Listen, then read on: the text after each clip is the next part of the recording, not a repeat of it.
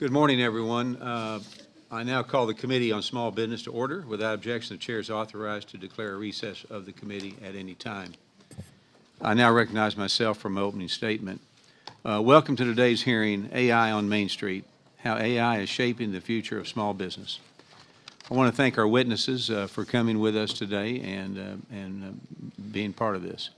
Artificial intelligence has quickly transitioned from a novelty to an indispensable business tool for Main Street businesses across the country.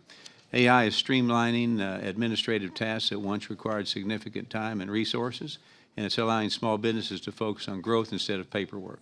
Small businesses are using AI to respond quickly to customers, manage inventory, strengthen cybersecurity, and automate routine paperwork. As a small business owner myself, I have seen the difference these tools can make, and I know firsthand how much of that burden falls on the owner. Artificial intelligence is no longer something reserved for big tech companies and Fortune 500 boardrooms. Today, nearly 3/4 of small businesses are using AI in some form, and this is more than triple the share from just 3 years ago. So small businesses are closing in on technology gap with the big corporations faster than any prior wave of innovation.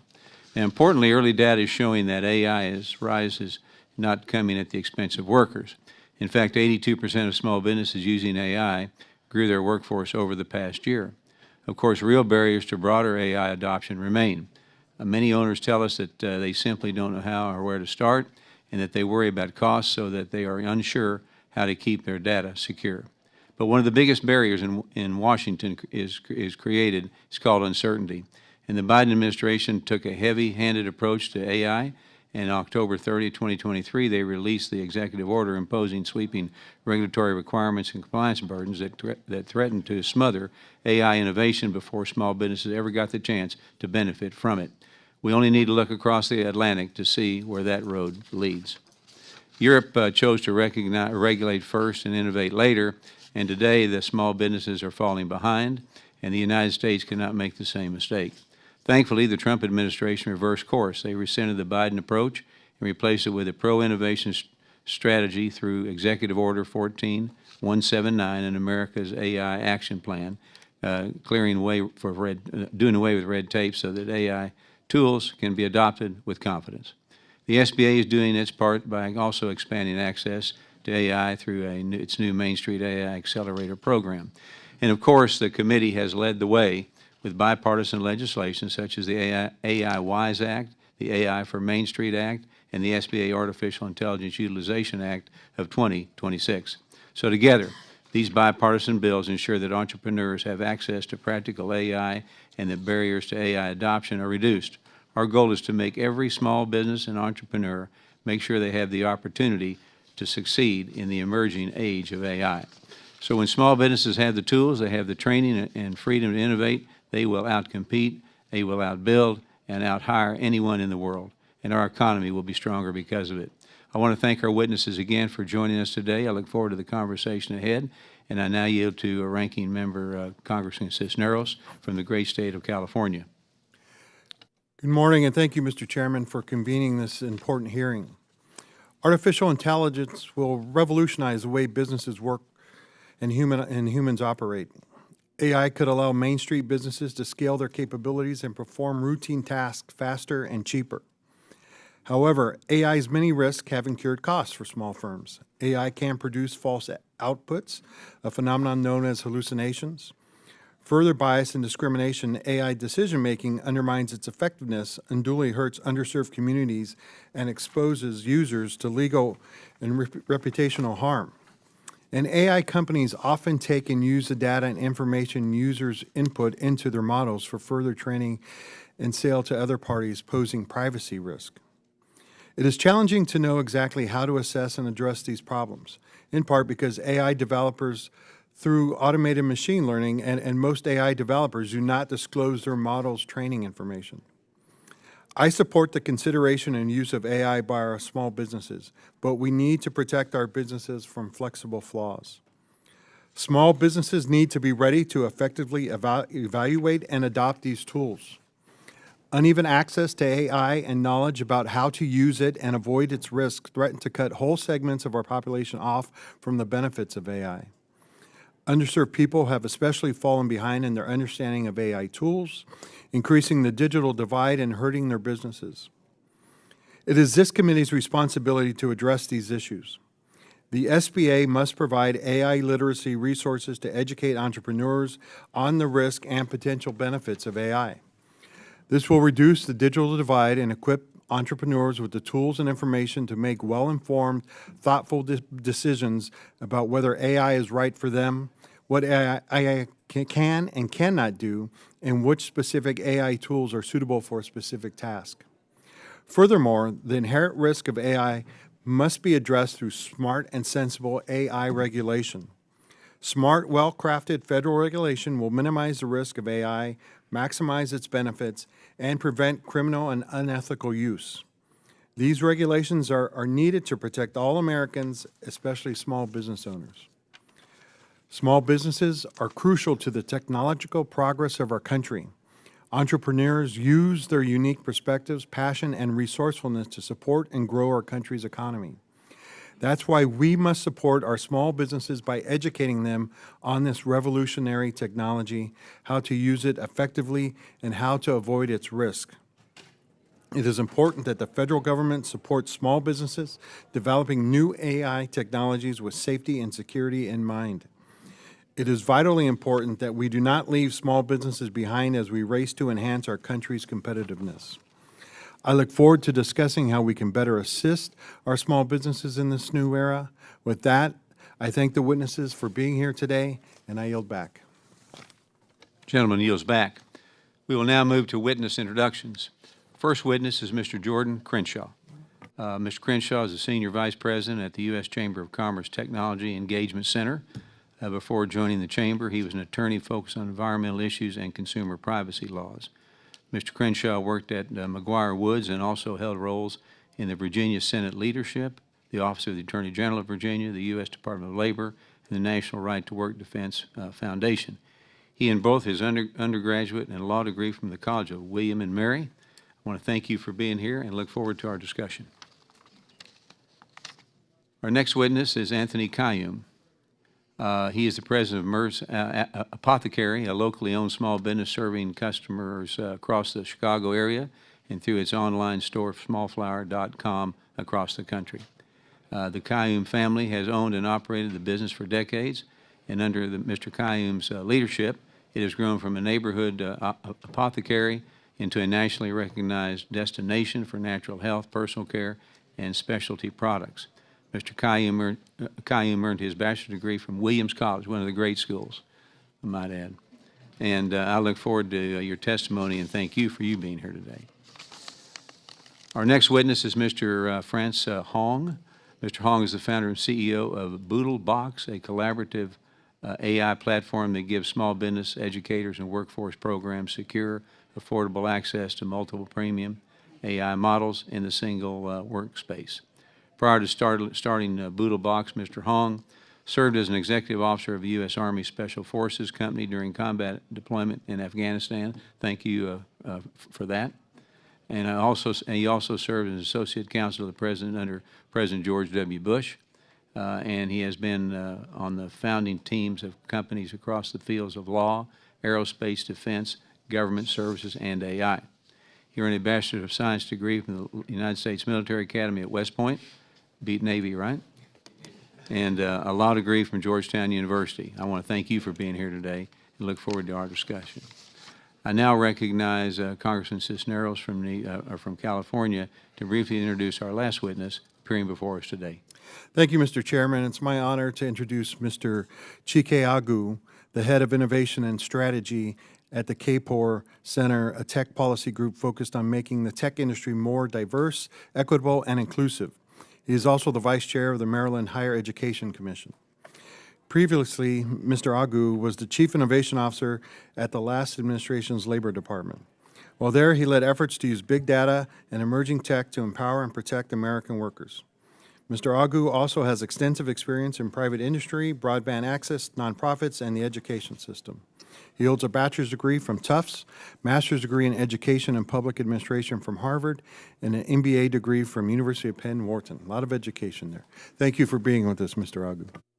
Gentleman yields back, and thank you again, all of you, for being here today. Now, before recognizing the witnesses, I'd like to remind them that their oral testimony is restricted to 5 minutes in length. That's a big number around here, 5 minutes, okay? And if you see the light turn red in front of you, it means your 5 minutes has concluded, and you should wrap up your testimony. If you continue to go, you will hear this, okay? And it'll get louder and louder. So I now recognize Mr. And I will say one other thing, too. You're going to see members going in and out. It's not because of anything you said or did. We have other hearings going on, so there'll be people coming in and out all the time. I now recognize Mr. Crenshaw for his 5-minute opening remarks. Chairman Williams, Representative Cisneros, and distinguished members of the committee, thank you for the opportunity to testify today on how artificial intelligence is shaping the future of small business.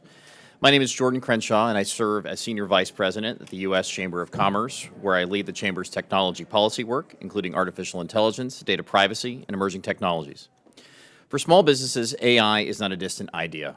It is already helping Main Street businesses save time, serve customers, manage costs, and compete with larger firms.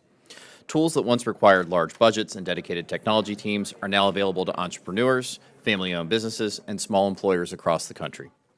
A retailer can use AI to understand demand and personalize marketing. A restaurant can improve scheduling and inventory. A professional services firm can automate routine drafting and research. A manufacturer can reduce waste and improve operations. In each case, AI is a force multiplier that helps small businesses do more with limited time, staff, and resources. The AI adoption trend is clear. According to the U.S. Chamber's Empowering Small Business Report in 2025, 58% of U.S. small businesses reported using generative artificial intelligence. That's up from 40% in 2024 and 23% in 2023. That growth reflects a simple reality. Small businesses adopt technology when it delivers practical value. One example is Henry's House of Coffee in San Francisco, a family-owned roaster that has served its community for generations. Its owner, Hrag uses AI to improve online product descriptions, better understand customers, and solve production challenges. He even used AI to help design a custom system to address static in his coffee bagging process, which actually helped him save time on getting coffee outside of his e-commerce platform into customers. That is what AI adoption looks like on Main Street. Practical, entrepreneurial, and focused on solving real problems. AI is also creating workforce opportunities. The Chamber's data shows that 82% of small businesses using AI increased their workforce over the last year. These businesses are not using AI to replace people. They're using it to help employees focus on high-value work that requires judgment, creativity, and relationships. Small businesses are also investing in their workers. They need accessible training, strong partnerships, and policies that make adoption easier, not harder. It's one reason that the U.S. Chamber and its foundation launched the Small Business Basics program recently to train 40,000 small businesses across the country on AI. We also support the AI for Main Street Act and the AI Wise Act, both of which would help put practical AI guidance and education within reach of more small businesses. At the same time, barriers remain. Small businesses face cost, technical, data readiness, trust, and legal uncertainty challenges. The greatest policy threat in front of small businesses is a patchwork of state AI and privacy laws. A small business selling online should not have to navigate dozens of conflicting state rules simply to use common digital tools. Congress should establish a clear national framework for data, privacy, and AI. These frameworks should protect consumers, promote trust, preserve innovation, and provide strong federal preemption. A first step is that Congress should pass the Secure Data Act. The Secure Data Act is a comprehensive privacy legislation that is based on a consensus of state privacy laws signed into law by 10 Democrat governors and 15 Republican governors that protects over 150 million Americans across the country. It would give Americans the right to delete their data and opt out of certain AI profiling. With regard to AI specifically, we should adopt a risk-based, technologically neutral, flexible, and proportionate framework. Congress should also support the foundations of AI adoption: workforce development, broadband access, reliable energy infrastructure, modernized permitting, government technology systems that reduce burdens on small businesses like streamlined permitting. The question before this committee is not whether AI is going to change small business. It already is. The question today is what policies can Congress put in place that encourage the adoption of this technology and further maximize this transformation to benefit small businesses. With the right approach that provides flexibility, certainty, and a clear standard, AI can help entrepreneurs grow, compete, and serve their communities. The Chamber stands ready to work with this committee to ensure that AI works for Main Street, strengthens American competitiveness, and keeps the United States at the forefront of innovation. Thank you, and I look forward to your questions. Gentleman yields back. I now recognize Mr. Qaiyum for his 5-minute opening remarks.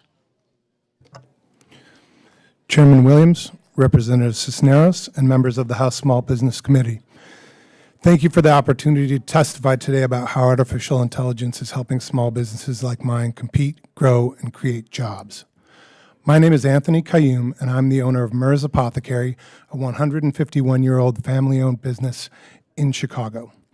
We sell natural health, personal care, beauty, and fragrance products through our historic retail store, our website, and online marketplaces like Amazon. Altogether, we employ more than 60 people. When I started, I believed technology could help our unique neighborhood store reach people across the country and around the world. We launched our first e-commerce website in 1997 and became one of Amazon's earliest small business sellers in 2004. Looking back, those decisions changed the trajectory of our business. Today, I believe artificial intelligence represents the next major leap forward for small businesses. AI gives businesses like ours affordable access to capabilities that were once available only to large corporations with multi-million-dollar budgets. Many of these tools offer free versions or are integrated into existing platforms we use. For example, Shopify's native AI can produce on-demand sales reports in just minutes that used to take hours to build. Over the years, we've accumulated decades of emails, spreadsheets, sales records, and operating documents in Google Workspace. We can now simply ask Gemini where something is stored and what it says, turning our historical institutional knowledge into something we can find and use instantly. In addition, AI helps us streamline repetitive administrative work so our employees can spend more time serving customers. Right now, we're building an AI agent to handle routine accounts payable work that takes one employee more than 20 hours a week, hours we'd rather have her helping with strategic problems to grow our business. Like many small businesses, we don't have the budget to hire a full-time chief financial officer, but today I can securely upload our financial statements into AI tools like Claude or Gemini and receive a thorough analysis of cash flow, inventory, investments, operating expenses, payroll trends, and potential financial risks. Lastly, and perhaps my favorite example of how AI is helping us, we recently hired a national sales manager for Kobo, our small home fragrance manufacturing business. This is a new position. I knew what I wanted her to learn during the first few months, but I didn't have the time to organize everything into a structured onboarding program. Using AI voice transcription and writing tools, I talked through my ideas, and the AI turned them into a comprehensive knowledge guide along with a detailed 30, 60, 90-day onboarding plan. She later told me it was the clearest roadmap she'd ever received when starting a new job. All these examples illustrate the larger impact AI has had on our business. It has helped us make better use of our employees' time, strengthen our operations, and grow. Since we started using AI, our headcount has increased by about 20%, from just over 50 employees to more than 60, and we are still hiring. As Congress considers AI policy, I urge you to focus on measures that help small business adopt and benefit from AI-powered tools. First, we need a clear, balanced national framework rather than a burdensome patchwork of conflicting state AI and privacy laws. Navigating different rules across all 50 states is difficult at best and expensive or impossible at worst. Second, AI-powered tools are just becoming affordable and accessible for businesses like mine, from features built into platforms like Shopify to standalone tools like Claude and Codex. If new rules make these tools more expensive or harder to use, it could push AI-powered technology out of reach, once again making these capabilities available only to the largest companies. Lastly, Congress should invest in AI literacy. SBA programs, tax incentives, or workforce training initiatives could help small business owners and their employees learn how to use these tools effectively. Every employee who becomes proficient with AI becomes more valuable, more productive, and better equipped for the jobs of the future. Even in our business, which is embracing AI, many of our employees lack formal training on how to maximize its potential. With the right support, more small businesses could help their workers use AI confidently. For 151 years, Merz Apothecary has adapted to changing technologies and markets. AI is the newest chapter in that story. It is helping us compete, innovate, hire, and better serve our customers. I hope Congress will pursue policies that keep AI tools accessible for American small businesses and make it easier for millions more to adopt them. Thank you, and I look forward to your questions. Gentleman yields back. I now recognize Mr. Hoang for his 5-minute opening remarks. Thank you, Mr. Chairman. Ranking Member Cisneros, members of the committee, thank you for inviting me here today. My name is France Hoang. In 1975, when I was a small boy, American forces evacuated my family from Vietnam. That single act gave me a new life. It let me graduate from West Point, serve as an associate counsel to the president, and later deploy to Afghanistan as the executive officer of a special forces company. It also let me become an entrepreneur. Over the past 15 years, I helped start a law firm, Fluid, a defense services company, Mag Aerospace, and today I run a collaborative AI company, BoodleBox. Today, more than 130 small businesses run on BoodleBox, and over 100,000 students and faculty at more than 1,000 colleges use it to teach and learn. Together, the companies I founded employed more than 1,200 Americans. So when this committee talks about small business, I have lived that journey multiple times. This committee has already done real work to help small businesses through bills like the AI Main Street Act and the AI Wise Act. That work matters. But I've learned something on the ground. Getting access to AI is no longer the hardest part. Basic AI is cheap and it is everywhere. A small business owner in Detroit can reach more AI computing power today for almost nothing than a Fortune 500 company could buy 5 years ago. The trouble is what comes next. The premium AI that delivers real results still costs real money, and a new divide is opening up between Wall Street and Main Street. There's a second problem, and it is bigger. The most powerful AI is useless if you don't know how to use it well. Most small businesses today are handed the keys to a Ferrari and sent down the equivalent of a muddy road. Too often, what comes out only looks finished, and when someone has to redo it, it's what now we call work slop. On Main Street today, and even more so tomorrow, the businesses that do not learn how to collaborate with AI will not just fall behind, they will fail. When I sit with small business owners, I hear the same things over and over. They're exhausted, they don't have time to learn new tools, they don't have staff to run them, and they don't have budget to hire help. And they fear that once their data goes into AI tools, it stops being theirs. They are right to be careful. It's one of the reasons we built BoodleBox to be private by design. Not only do we have best-in-class security, but we never allow our customers' data to be used to train AI models.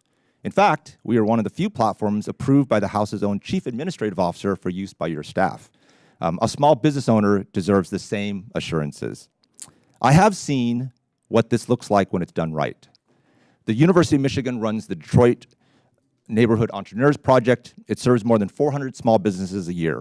More than 9 in 10 of them are minority-owned. Last year, they put BoodleBox in the hands of all those entrepreneurs with the coaching to use it well. One of them is Chike, who runs a company called GT Coffee. Through BoodleBox, she picks the right AI model for each task, one to price her products, another to build her marketing. As a result, her average order has grown from $38 to $47. AI let her grow before she had the resources to hire. She didn't outsource her judgment to AI, she amplified it. I'd like to leave you with 3 requests. First, fund the roads, not just the cars. Put training and real support behind the small business development centers that the committee has already strengthened with the AI for Main Street Act. Second, protect small business data, so no owner fears that using AI means giving their work away. Third, take care that the rules meant to do good do not wall out the small. Compliance that only the giants can afford will hand this technology to big companies and lock out those who need it the most. Throughout its history, America has provided opportunities that let small business owners thrive and prosper. In this era of rapid change due to AI, it's our responsibility to ensure that those opportunities not only remain, but expand. To do so, we must not just hand small business owners a faster car, we must help them build better roads worth driving on. Main Street, I guarantee you, will take it from there. Thank you. I look forward to your questions.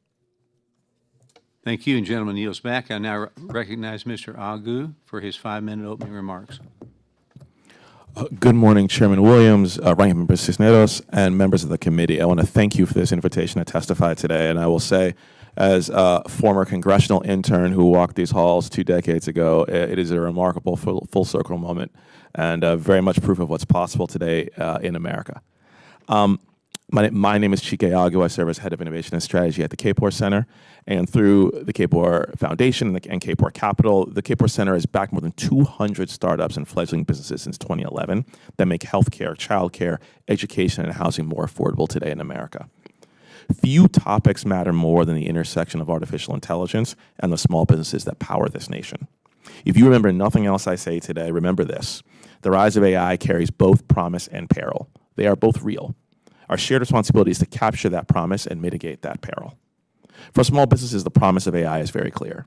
Generative AI and AI agents can remove many of the very barriers that prevent entrepreneurs from starting and scaling businesses, from market research to back office capacity to navigating regulation. Last year, Matt Rosenberg in California left his marketing job to open a Thai restaurant with his wife, a fourth-generation cook from Bangkok. When a storefront lease proved unaffordable, AI surfaced a rare home kitchen permit they never knew existed, cutting their startup costs by more than 90% and turned dense regulations into simple checklists. This February, Bangkok Rush Thai Kitchen opened in Alameda, California, about 12 minutes from our home office. And when Matt was asked what he would have done without AI in this situation, he simply said, "I would have just given up." Matt's story captures the promise of AI, making entrepreneurship possible for all, not just for some. But the peril is just as real, and it's threefold, and it's important to name. First is trust. Right now, AI adoption, and there are ranging definitions and estimates of adoption, varies across small business, and it's nowhere near where I think we want it to be. And I think what we like to say at the Kapor Center is technology moves at the speed of innovation, but adoption moves at the speed of trust. And right now, that trust is still being earned by this technology in the marketplace. Secondly, concentration. If AI and the knowledge of how to use it is only concentrated in the largest firms, the gap with Main Street is going to only widen. Lastly, and third, fitness for purpose. If these systems are unreliable or poorly governed, then small businesses are left to navigate these risks alone, unable, as a former White House Deputy National Cyber Director Camille Stewart-Gloucester has warned, they wouldn't be unable to protect their intellectual property, their consumers, or their competitive advantage. So the promise or the peril, which will we live into? It is easy to feel like this will happen to us, but at the Kapor Center, we like to echo President Kennedy, where he says, things do not happen, they are made to happen. And so for the future that we want, how do we make it happen? And we would say that there are 4 parts to that answer. First, we have to ensure that small business leaders have both AI literacy and practical guidance on where AI creates the most value. The bipartisan AI Wise Act and the AI for Main Street Act are promising first steps, and we hope they are only the beginning. Second, we must help firms build AI-ready workforces. An AI-ready workforce is one that is not just AI literate, but AI native, fully comfortable working alongside these tools, but also strengthening their unique human skills that AI for now cannot replace: leadership, communication, interpersonal connection, and judgment. Third, we need a national framework for AI governance. We believe common sense guardrails like those in the AI Civil Rights Act, which we endorse, build trust by preventing unlawful AI discrimination, requiring transparency for critical uses, and providing real accountability. We also need consistent rules of the road on security, privacy, and intellectual property so that entrepreneurs, and this is what's so important, can spend their time serving customers and not navigating AI risk. Fourth, government must be a partner and a pioneer, not a barrier.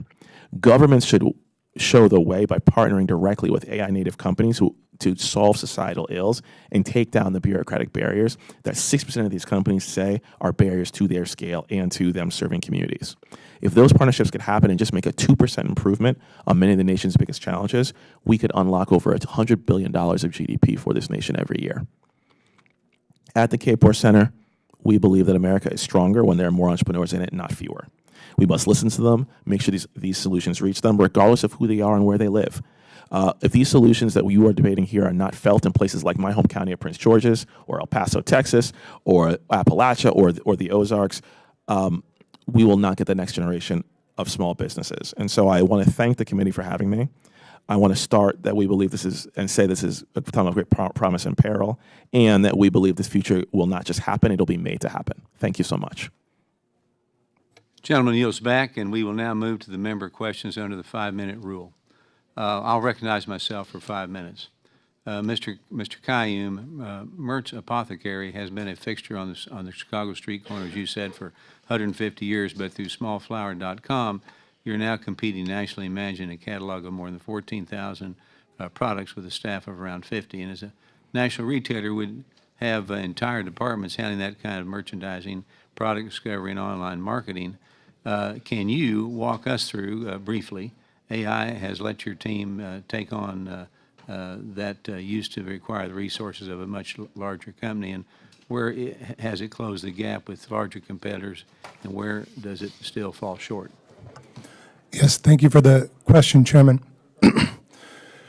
You know, when you're running a small business, as I've done for about 28 years, and I've worked in the corporate world, you have departments who can, you know, a department for every task. And in our business and in most small businesses, 1 to a small handful of people are wearing all of the hats across that would fall across a much larger corporation. So for us, the way we use AI is often, I think of it as we're looking for ways that we can take the simple work and the tasks away that we have to do so that we can focus on the deeper work that helps our business grow. So that might be like the example I gave, matching bills to invoices, which is obviously important, and we can't exist if we don't do that. But it isn't necessarily the best use of a human's time because we have a lot of other things to do. So that would be a simple example. And then in marketing, you know, nowadays we're able to test our marketing across the country to all types of segments. And we used to sit there and think, should we test this ad for this segment in this part of the country or for this group of people? And it isn't really realistic to do all of the testing you need to do to succeed as a small business. So now we're able to use the AI to test across a lot of different creative and target customers. And it's been a huge help for us. Those are 2 examples. Thank you. Mr. Crenshaw, research shows that nearly 3/4 of small businesses are now using AI, but the headline number surely hides a lot of variation. Question is, how representative is that data across different sectors and regions, and what separates the small businesses that are successfully adopting AI from the ones falling behind? As we look at the data, you know, 58% of small businesses, according to our survey nationwide, are using generative artificial intelligence. Now, if you look at the higher adopters, that tends to be smaller tech firms. That's around 70% adoption rates at that point. Entertainment companies that are smaller, it's around 65%. But then when you dig down on the numbers, you know, you still have about half of retailers, restaurants, traditional brick and mortar companies are using generative artificial intelligence to grow and thrive.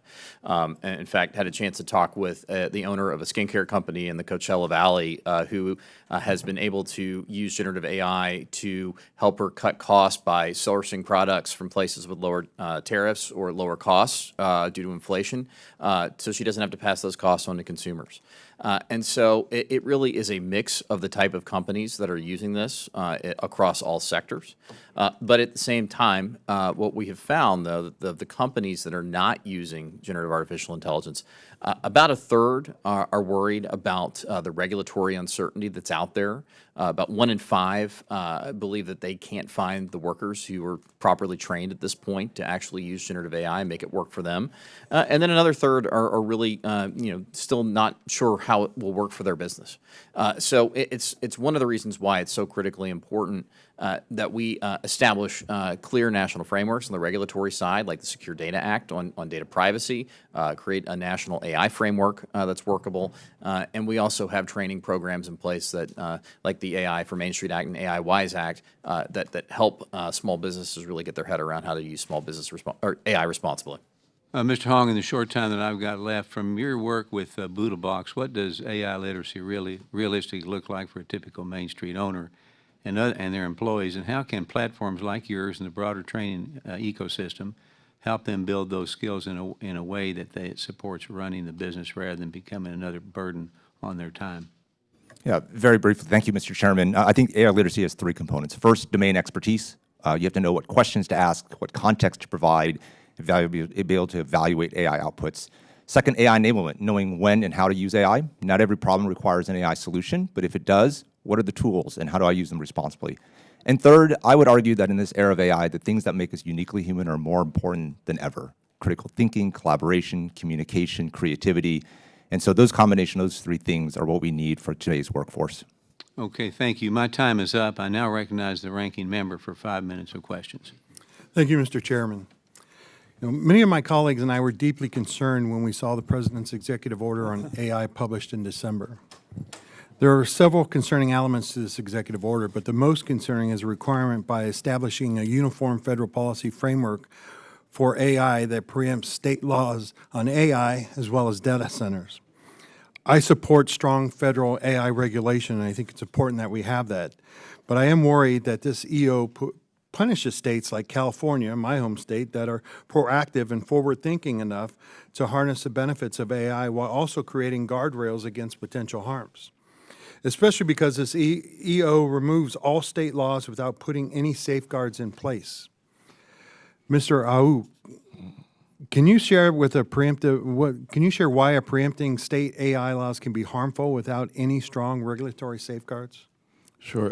Congressman, thank you so much for the question. And I think for us, the Kapor Center, we very much think the best way forward is a single national framework for AI governance. In lieu of that, we do not think the best approach is no regulation. We believe that right now, if I cannot have national regulation, then someone needs to step in. And right now, states are stepping forward to create those safeguards. One can argue how optimal that is, but we would say it is more optimal than having no regulation or protection whatsoever, particularly for this topic that we're talking about today. If you talk to many small businesses about why they may not be adopting, is because they are unclear about what the rules of the road are and what protections exist for them, whether it be around their data, around their security, around civil rights. And having those rules, even if they're state-based rules, can actually be a tool to increase trust, which can increase adoption, which I think we've all said on this panel is to the benefit of small businesses and their communities. Yeah, and like you said, the trust is the important thing, right? That's what's going to allow more people to use this tool. So, Mr. Aguh, in your testimony, you said government should be a partner, not a barrier. Rep. Jack and I introduced the SBA IT Modernization Reporting Act to address challenges at the SBA in carrying out IT projects that support small businesses. I'm glad to hear it unanimously passed the House, and now a Senate companion is being introduced. How counterproductive can it be to small businesses if government agencies like the SBA improperly utilize AI? Again, Congressman, thank you so much for the question. And it can be harmful in two ways. One, the government is in some ways an influencer and a leader for so many other types of industries across the country.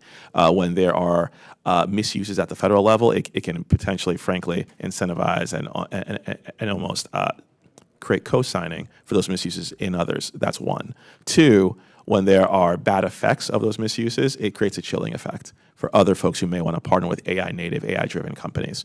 And we think it's why the SBA, we want to be pioneering, but also strategic in terms of how they use it, so that they can actually show the way for what right looks like instead of highlighting what wrong can look like. And we believe if that happens, more small businesses will be able to do more at every level of government and at every sector to improve their communities and improve problems around the country. All right, thank you for that. Mr. Hoang, I loved your example about the University of Michigan and how they're teaching companies how to use AI. Moving forward, as you said, literacy is very important. What role should the SBA play in this when it comes to literacy, AI, ensuring that small businesses know how to use these tools and use them properly to their benefit? Yeah, as we saw in places like Detroit, when you combine access to the tools with the training and coaching to use them well, that's when you see results. The SBA obviously has the resources and the reach to provide that type of training and resources. Obviously, private industry has a role to play as well, but the reach of the government is much greater. And particularly in urban America, in downtowns, in the far reaches of past the last stoplight of rural America, I think the SBA can really make an impact in terms of providing resources necessary for the responsible and collaborative use of AI. Mr. Crenshaw, same question to you. What role should the SBA play in AI literacy? We believe that SBA should play a fundamental role in AI literacy. It's one of the reasons why we support the AI for Main Street Act and the AI Wise Act. All right. Thank you. With that, Mr. Chairman, I yield back. The gentleman yields back. I now recognize Ms. Van Dyne from the great state of Texas for 5 minutes. Thank you very much, Mr. Chairman. You know, small businesses really do drive the economy, and I'd say throughout the country, but especially in North Texas. And AI seems to be giving entrepreneurs new tools that were once out of reach for all but the largest of companies. It's helping owners save time, make better decisions so they can focus more on serving customers and growing their businesses. And on this committee, we are working alongside the Trump administration to remove a lot of the barriers and to help small businesses to put these tools to work. Washington should be building on that progress without creating new uncertainty or unnecessary costs for our small businesses, so that businesses of every size can benefit as America continues to lead in AI. Mr. Crenshaw, AI is already helping small businesses compete with much larger firms. Washington needs to be careful, as I mentioned, not to regulate away that advantage, but at the same time, business owners need confidence that their customer data, the financial information, proprietary work are secure. So as we consider some of these privacy concerns, what do you think that we should be looking at first, and how can we address real risks without creating new compliance burdens that will make AI less accessible to Main Street companies? It's an excellent question, and you know, there's a reason that Texas small businesses are using AI. 86% of them grew their workforce, the ones who used it, but they have concerns. 62% of Texas small businesses are worried about a patchwork of state AI and privacy regulations, creating an environment where small businesses incur the costs and don't reap the benefits and can't compete with larger companies. I think there are really two things that really can be helpful in creating a regulatory environment for AI. One is passing national data privacy legislation. The Secure Data Act is currently in front of the E&C committee right now. It is legislation that is based in large part on the Texas Data Privacy and Security Act, and also along with 19 other states across the country as a model for privacy legislation that would put consumers in charge of their data and give them the right to delete it, correct it. But at the same time, we also do need a national AI framework as well that prevents a patchwork from emerging. And I think as we look at that, one of the first things we have to do is address, where is AI already regulated? We need to do a gap analysis to see where the laws can already play a role in protecting people. We already have laws in the books that protect against discrimination, privacy in over 20 states, consumer protection laws in 50 states. We have an FTC Act that protects consumers on a national level. And then at that point, there needs to be a real discussion about a risk-based framework that's targeted and tailored for those areas of harms where the law has not caught up with the technology. One example of that is the Take It Down Act, which was signed into law, which would have criminalized the distribution of deep fake revenge images and also giving consumers a right to take those images off websites and off the internet. So that's really where we feel a balanced approach is. And I think as we look at AI regulation, it's important to note, even if there is preemption of specific AI regulations across the country, there's still a backstop of these laws of general applicability, like consumer protection, discrimination, and privacy. I appreciate the answer, by the way. I've asked a number of CEOs and founders of some of the largest AI companies, and that was the best answer I've gotten. Very complete and well thought out. I appreciate that. Mr. Hoang, in your testimony, you discussed the importance of both proprietary and open models to small businesses, including the importance of open models due to cost. Can you kind of expand on the current state of the closed and open model ecosystem and how small businesses use both types to operate and build their businesses? Yeah, to be clear, I'm neither pro-open or anti-open or pro-closed or anti-open model. I believe in choice. Choice provides competition. It provides the consumers the opportunity to use the models that are best. We obviously are familiar with the closed models that are kind of on the frontier edge.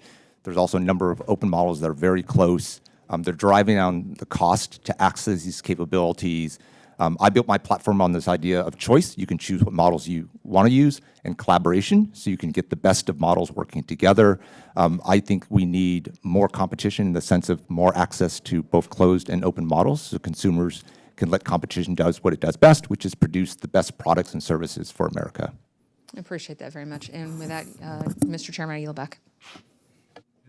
Gentlelady yields back, and I recognize Mr. McGarvey from the great state of Kentucky for 5 minutes. Thank you, Mr. Chairman. Thank you, Mr. Chairman, for having this hearing today. I think it's incredibly important for us to be talking about AI as it relates to small business. As you all have pointed out, AI is not something that's coming. AI is here. We see it right now in Louisville, Kentucky. I see businesses who are successfully using AI in a lot of the ways you all described, right? Which is actually taking some of the tasks that take hours upon hours upon hours to do, and then freeing up their employees to actually do the work that is central to the business. So see a lot of good applications. Have a lot of questions too, right? And see a lot of fear from people who are afraid that AI is going to take their job entirely. This is the kind of thing where, like, AI, I mean, could quite literally cure cancer, or potentially be used to develop a type of biological weapon. It's the type of thing where AI can be used to help spur creativity, but we don't want to see it ripping off the beautiful sound of someone's voice or taking the hard work and creative energy that goes into music and products and taking that and taking it away from us. How do we replace? And how do we protect people whose livelihoods are easily replaced by AI? How do we balance the needs for privacy with the needs for safety and security? And you guys talked about some of these things. So at the root of each of these questions, I think, is what I spend the most time thinking about when we think about AI right now. How do we make sure that AI is used for good? And this is something that I think is really important work of this body right now. And Mr. Crenshaw, I'm going to start with you, because you testified before the Science Committee all the way back in 2022 about the ethical development of AI. And I am not being facetious when I say all the way back in 2022. When we talk about AI, 2022 was a very, very long time ago. We could be talking about the beginning of this year, and it might be a long time ago in the way that AI is developing. But I want to hear a little bit more about this, and I want to hear from you. What do you think the role of Congress is in ensuring that we develop AI that is ethical, that does good and is used for good? And tell me in any way if some of your views have evolved since 2022. It feels like a long time. A lot has happened. A lot has changed since I testified in front of the House Science Committee. We have now seen the rise of new types of AI, for example, and more news about frontier models and agentic artificial intelligence and the rise of chatbots over the last few years. But I think one of the things that has been helpful in government and was actually released during the Biden administration was the release of the NIST AI risk management framework, which provides a great roadmap toward businesses of all sizes to examine and look at how they're using artificial intelligence to address risks to things like privacy and other potential harms that could come out. It's one of the reasons why the risk management framework is iterative and meant to be re-examined to make sure that it is catching up with the technology. And that's exactly what's happening right now. NIST is currently reviewing and making changes to that risk management framework right now.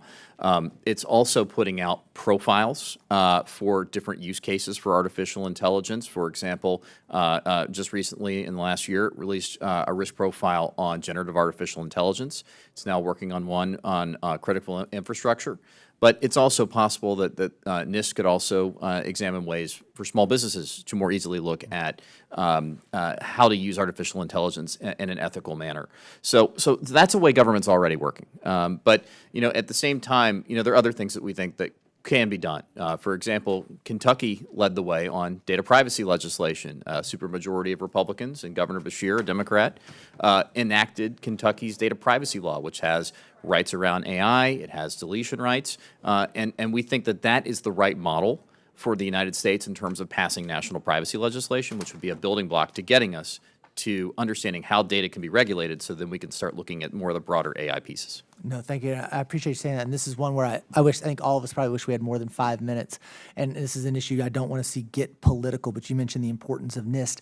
I have to point out that this administration, the Trump administration, has fired over 700 NIST employees, and the fiscal year 2027 budget requests proposing 53% of that agency's funding. I think when we're talking about how do we use AI for good, how do we have this framework, an agency like that really is important for helping us develop those tools. I also appreciate you bringing up data privacy. Unfortunately, I am running out of time, but really appreciate you guys being here. Appreciate the information you provided. This is something that is going to be so necessary for small business, for everyone to be able to compete, for us to develop the right framework. So appreciate you guys being here. Mr. Chairman, I yield back. Gentleman yields back. I now recognize Mr. Alford from the great state of Missouri for 5 minutes.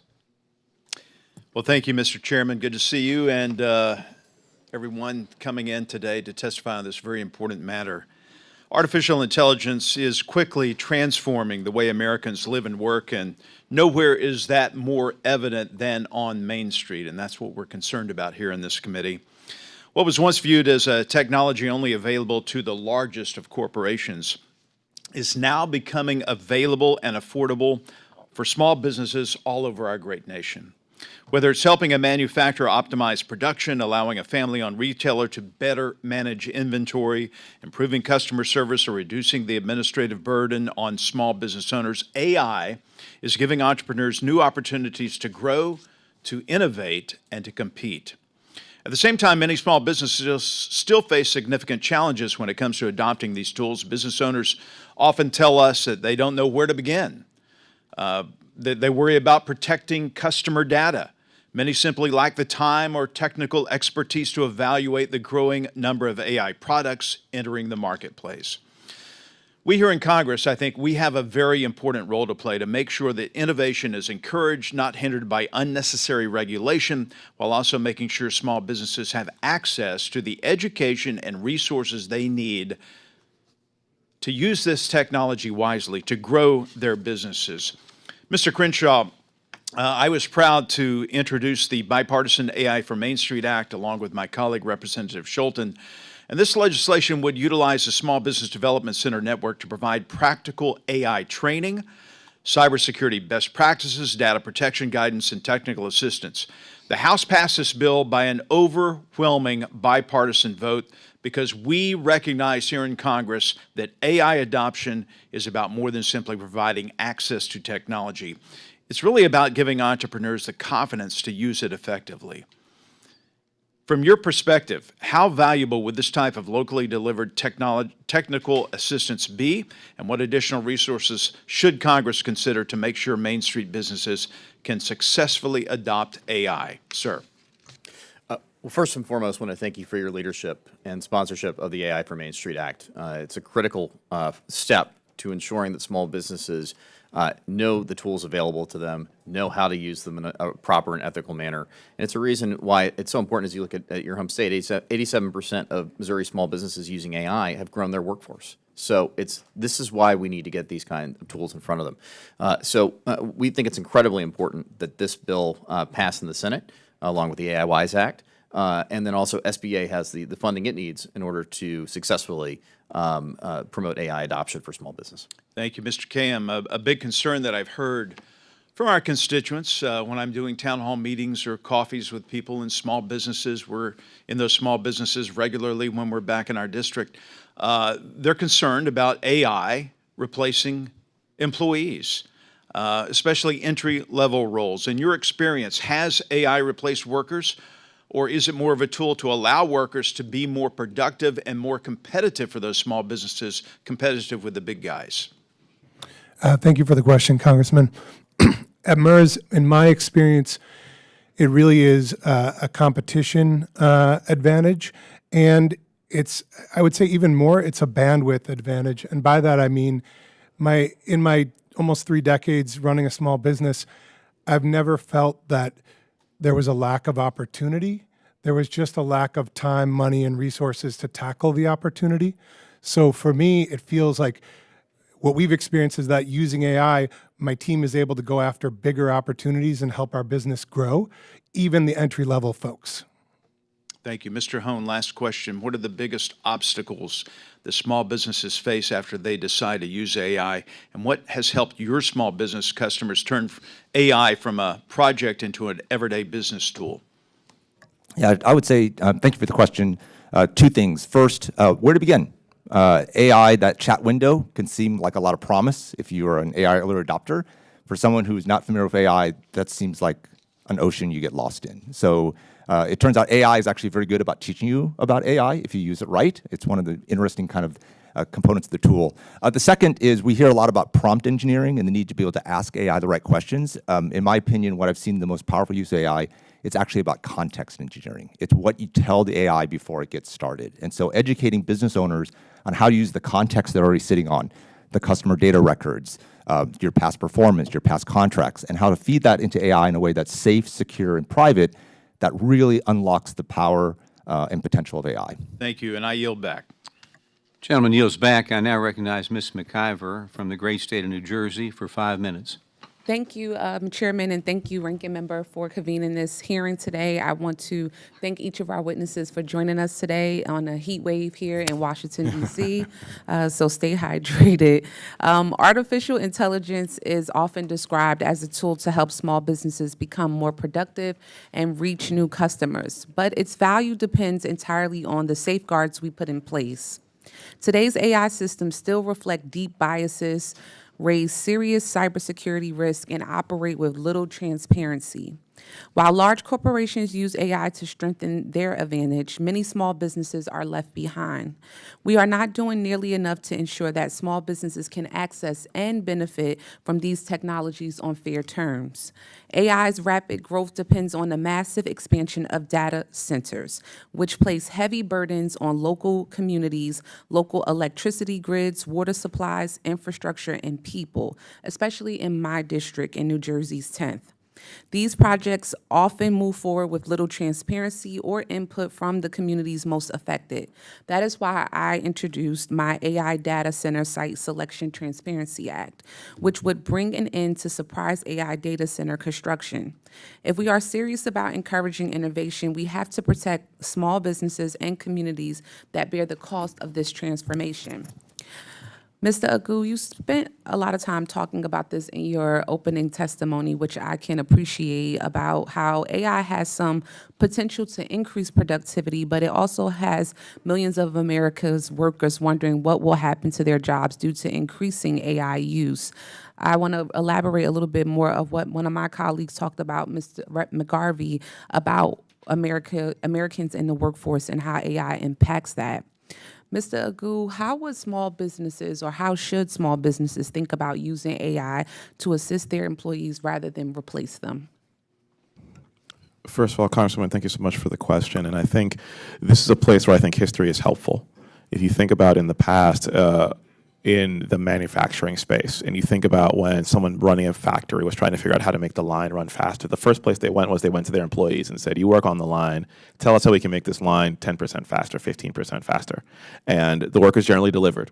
And I think the same ethos is important here. When business leaders are implementing AI, one of the people who must be intimately involved are the workers, who, particularly on the front line, who are using it. One, because that's ideally the types of workplaces that we want. But secondly, they have, in many ways, the best ideas for how to make sure that AI can be used to actually create the efficiencies that we want. What can I take off my plate that'll make me better able to serve our customers, grow our business, serve our community? So I think that's number one. Include workers in that process. And usually when we talk about these firms, we're talking about 10 people, 20 people, many of which, and in many ways, those relationships are already being created. I think the second piece is, and you've heard it, I think, across all the witnesses, which is we have to be investing in their skills now. Again, how do we make folks AI native so that they know how to use these tools the same way that we expect workers to be able to use Microsoft Office or Google Docs? Same way this is going to become that level of table stakes. Therefore, how do we invest in that proactively now before it truly is a barrier to employment? I think the third piece, this is particularly true for small businesses, and you heard this from my example for Bangkok Rush Thai Kitchen, which is, in many ways, small businesses need to think about what is not happening in my business that AI can help make happen versus what is the thing that's happening now that potentially could be done by someone else. And when you have, again, businesses of 10 or 15 or 20 people, there are lots of things that aren't happening because they just don't have the arms and the legs to do it. So those are the three things that I would say. Include workers, make sure they're trained, and then thinking through strategically what's not happening in my business that AI can help make happen. Got it. Thank you for that. And many of you, I think each of you actually talked about the need for AI literacy, right, for businesses. In your opinion, what investments in workforce training will be necessary to help workers adapt? I think it's two things, if it's in two buckets. One is just literally training folks on the tools Again, the same way that there are still classes that you can take on Microsoft Word and Excel. And you have much content out there, a lot of it either low cost or no cost, which is good. I think we particularly need to make sure this gets to frankly, the most in-need, underserved workers, the most underserved communities, whether those be urban or rural, because those are usually the folks who get that information last. I think the second piece, and I say this as someone who used to work at the Department of Labor, is how do we make sure that those human skills, again, leadership, communication, are emphasized? And that's where things like work-based learning are really important. You learn those skills not by hearing about them, learning about them, but you learn them on the job. So apprenticeships, hire to train, deploy apparatus are really, really critical. So more work-based learning and then more targeted knowledge of how to use these tools. Got it. Thank you so much for that. With that, Mr. Chairman, I'm out of time. I yield back. Gentlelady yields back. I now recognize Ms. King Hines from the Northern Mariana Islands, the great islands. The amazing. For 5 minutes. Northern Marianas. Thank you, Mr. Chairman. Mr. Hoang, one of the things that resonated with me was your statement that, excuse me, that the tool is only the car. The road is training, coaching, and support. And as the chairman has mentioned, I represent the Northern Mariana Islands, and one of our biggest challenges often just our remote geography and our very limited access to technical expertise. So if Congress could do one thing to ensure that AI doesn't widen the gap for remote, isolated communities like mine, what would that look like? What would that investment be? Thank you for the question. I would say obviously pass the two acts that came up from this committee, right? The AI WISE Act and the AI Mainstream Act that activates the SBA and the Small Business Development Centers to provide that training expertise, and the government can reach all around the world, right? Even to those territories and states that are further afield. So I would say pass those acts, and second, continue to have these discussions, continue to have these hearings, and bring businesses small and large. The world is changing fast. As one of the representatives noted, if we have this discussion 6 months from now, the world's going to be different. Yeah, I agree. There's been a lot of, I think most of the panelists have touched on workforce development. And, that's something that I'm particularly interested in as, this new technology continues to change on a daily basis, if not by minutes, right? And I just kind of want to flesh out some of your thoughts on what we should be doing in terms of investing to be able to prepare our workforce for this new technology. And I'll start with you, Mr. Crenshaw. Well, I think it's important to note, too, in addition to AI training, as we are looking at building out the infrastructure for AI, we're going to need training in that as well, too.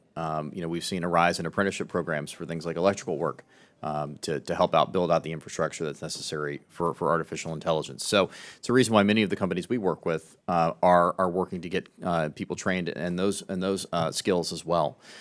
But it's also fundamentally important that we have small business owners trained on how to use this technology, and that's one of the reasons why the Chamber launched its Small Business Basics program.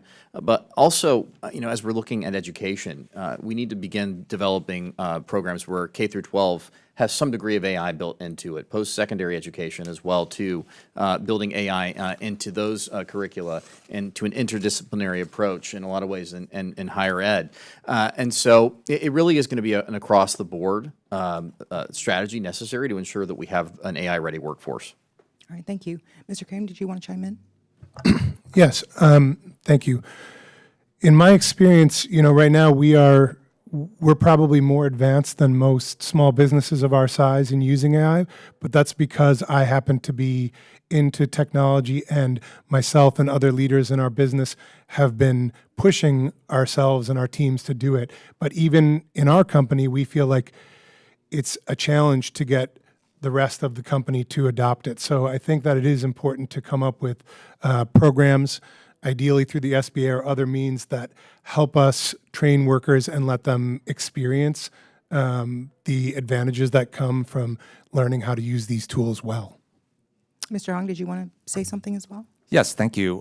We are privileged to work with almost 170 colleges and universities on their teaching and learning with and about AI. What artificial intelligence needs is more actual intelligence. And it's that combination that allows us to unlock its potential. If you think about the nature of work, right, defining a problem, designing a solution, creating that solution, validating it, AI makes those middle two steps easier and cheaper than ever.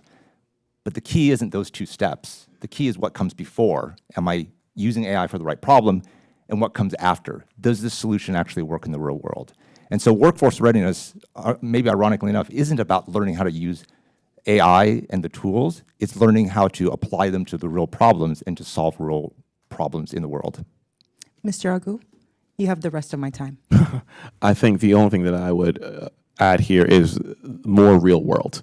And you kind of heard it in the last answer, which is, again, for those of us who are athletes at any point in our lives, you didn't read a book on how to do a jump shot or throw a football. You did it in the field with a coach. And I think right now, AI is ironically showing the need for more work true in the field, in the place of work, training and learning, so that folks can learn to use these tools in real time. Classes are good. Real life experience is better in terms of learning how to use these tools because they're evolving so fast. And so I think that is the only thing that I would add here, which is how do we make sure that people, particularly young people, are getting to use these in the field, not just in a classroom. Thank you. I yield back, Mr. Chair. Gentlelady yields back. I now recognize Mr. Tran from the great state of California for 5 minutes. Thank you, Mr. Chairman and Ranking Member, and thank you for our witnesses for being here. AI is no longer a technology of the future. It is already changing how Main Street does business. From helping a family-owned business manage inventory to allowing a new startup to reach new customers, AI has the potential to make small businesses more productive and more competitive if we use it well. As someone who represents Southern California, I see both the promise and risks every day. LA County and Orange County are home to a booming AI and tech innovation ecosystem, and also home to thousands of immigrant-owned small businesses that are worried about what AI means for their livelihoods. There's a broad bipartisan agreement that America should lead the world in AI innovation, but leadership also requires rules of the road. That's where Congress has fallen short. We still don't have a clear national framework for AI governance and that addresses safety, innovation, and equal opportunity. Indeed, access to AI is not equal. In many minority communities, access to high-speed internet, modern devices, digital skills, and language-accessible tools remain uneven. This digital divide simply does not disappear during time of rapid AI adoption, it deepens. This is why AI literacy must become a national priority. Small business owners should know not only how to use AI, but also how to identify its risks, protect sensitive business data, recognize bias, and make informed decisions about when AI should and should not be used. That education has to reach every community, including immigrant entrepreneurs, who are often among the most innovative small business owners in the country. The largest corporations already have the resources to adopt AI, manage compliance, and pay for future subscription costs. Many small businesses do not. If we fail to close that gap, AI could accelerate market concentration and leave Main Street struggling to compete. We need to make sure that this doesn't happen. Congress needs to invest in AI literacy and establish thoughtful federal guardrails to ensure that AI becomes a tool for innovation and opportunity and not another barrier to success. Mr. Hoang, given your background, we both know the opportunities that this country provided our families, and we both chose to give back through military service before pursuing entrepreneurship. Your story is a powerful reminder of what the American dream can look like. In your testimony, you make an important point that the challenge today isn't only access to AI, it's also readiness. You say many small business owners have been handed the keys to a Ferrari and sent down a muddy road. I never got that Ferrari key, by the way. But can you explain how important AI literacy is for consumer and entrepreneurs? Thank you, Mr. Tran, and I appreciate your service as well, given our shared heritage. Let me just draw that analogy a little wider. So we tend to think of AI like a faster car. Let's just do whatever we're doing today and just do it faster and better with AI tools. But if you think about it, a car is not just the faster horse. All right, a car requires first infrastructure. It requires training. It requires rules of the road. A car requires you to build the roads that can handle how fast the car can go. And most importantly, a car can go to places horses can't. And so in many institutions, organizations, public and private, we treat AI like a faster car. We simply do what we were doing before, just do it faster. I would argue the key to AI adoption and the key to AI in small businesses is to rethink the roads, to ask ourselves, where do we want to go? And it may be a place we could not go to before. It may mean that a business that didn't have access to marketing tools because they couldn't afford it now all of a sudden does. It may mean that a business that couldn't expand its market could. AI enables these new opportunities, but only if we build the better roads, only if we build the privacy, the data protections, only if we provide the training, and only if we ensure that the regulatory environment doesn't overly burden small businesses compared to large businesses. Let me follow up and ask you, is AI literacy a challenge right now in this country? Yes, it is absolutely a challenge. Can I ask all the panelists going down, starting with Mr. Crenshaw, if you agree? Yes. Yes. Absolutely, yes. Okay, then let me follow up with this. Should there be a dedicated funding, federal funding, to help bolster AI literacy nationwide? And let's go down the panel, Mr. Crenshaw. We should have public-private partnerships that work together. Accept that? I'm not an expert on how it gets done, but I know we would appreciate it in our business. Same answer here. I believe public-private partnerships and from a wide variety, wherever we can get AI literacy. Mr. Aguh? Yes, but we will need public investment. Okay, thank you very much. And Chairman, I yield back. Gentleman yields back. I now recognize Mr. Fuller from the great state of Georgia for 5 minutes. Thank you, Mr. Chairman. Mr. Wang and Mr. Crenshaw, you may weigh in on this too. So, my wife is a small business owner. I'm a prosecutor by trade. So, if you remember the old caveman lawyer, your AI world frightens and confuses me. So, one of my concerns for small businesses on Main Street and the Appalachian communities that I represent is no different than the software you may use in a business. You know, someone will sign a contract and then maybe a year or 2 years into it, maybe it's not delivering. I think you used the term AI adoption. Maybe it's not what they needed.